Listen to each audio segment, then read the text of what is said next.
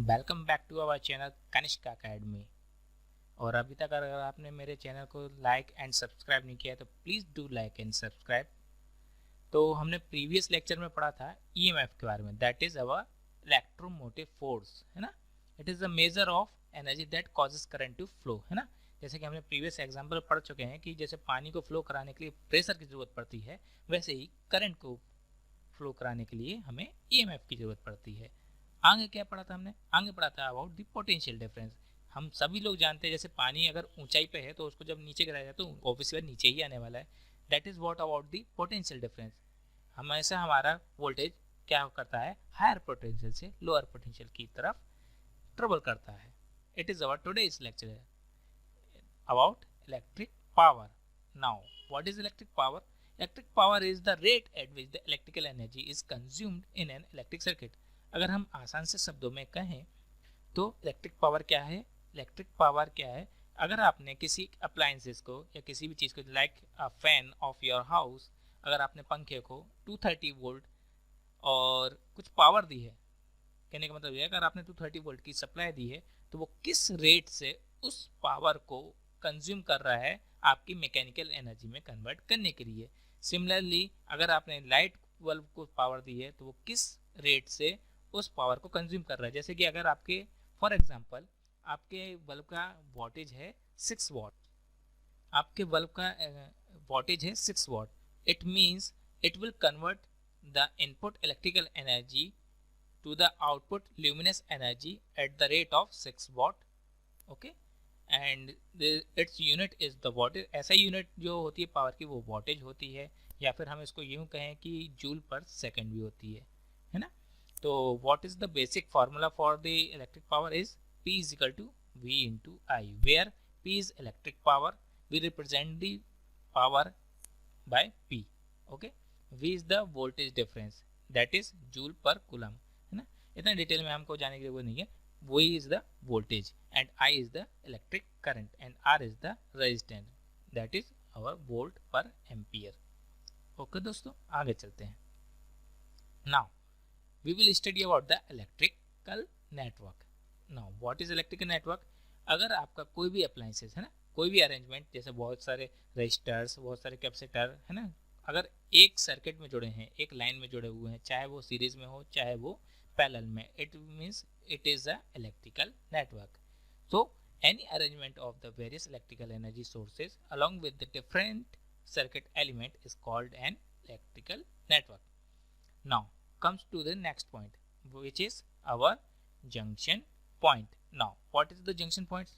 Let's suppose here we have a circuit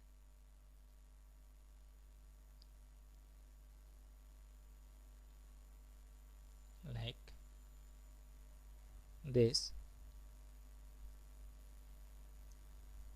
This is our circuit, okay.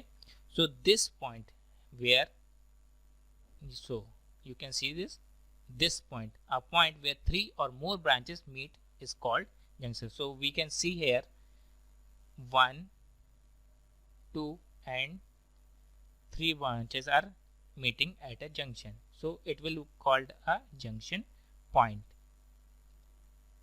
Now what's the node? Node is a point at which 2 or more elements are joined together, like for example here it can also be called a node, this point, and this point can also be called a node, and this point also. So what is the, a junction could not be a node while a node can be a junction. Now next point is loop or mesh. अब हम जानते हैं loop के बारे में। A loop is any closed path in the network. And what is mesh? A mesh is the most elementary form of a loop and cannot be further divided into other parts. देखिए, in this network, if I called this is one loop, this is called another loop, and this can also be a loop. Okay guys, so here we can see it, यहाँ पे हम देख सकते हैं कि ये loop 1 हो गया, ये लूप 2 हो गया, and this can be loop 3। And अगर हम इसके अंदर एक और लूप बनाना चाहें, कहने का मतलब ये, अगर हम लूप 1 के अंदर एक और लूप बनाना चाहें तो नहीं बना सकते।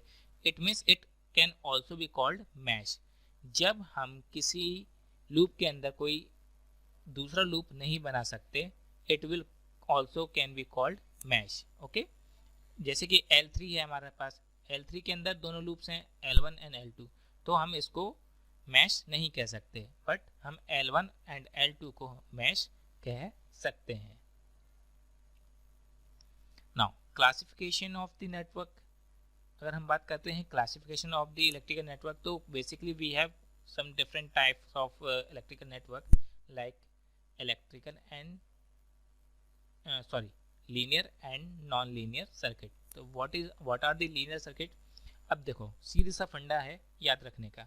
अगर किसी सर्किट में लीनियर एलिमेंट्स या लीनियर पैरामीटर्स जुड़े हुए हैं like resistance, inductance, capacitance, waveform, frequency etcetera are constant. कहने का मतलब यह है, अगर मेरे पास जैसे ये वोल्टेज है और ये करंट है, अगर मेरा वोल्टेज बढ़ाने पे करंट भी सिमिलर वे में बढ़ रहा है, it means it has a linear characteristics, so this circuit will also called linear circuit. और नॉन लीनियर सर्किट क्या कहलाएंगे?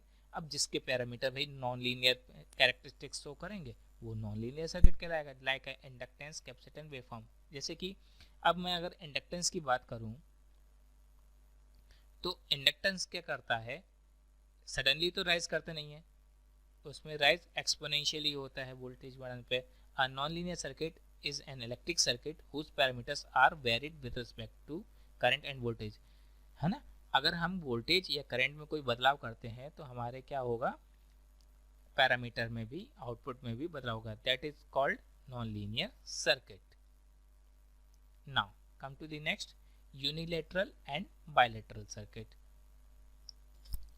Now what is unilateral circuit?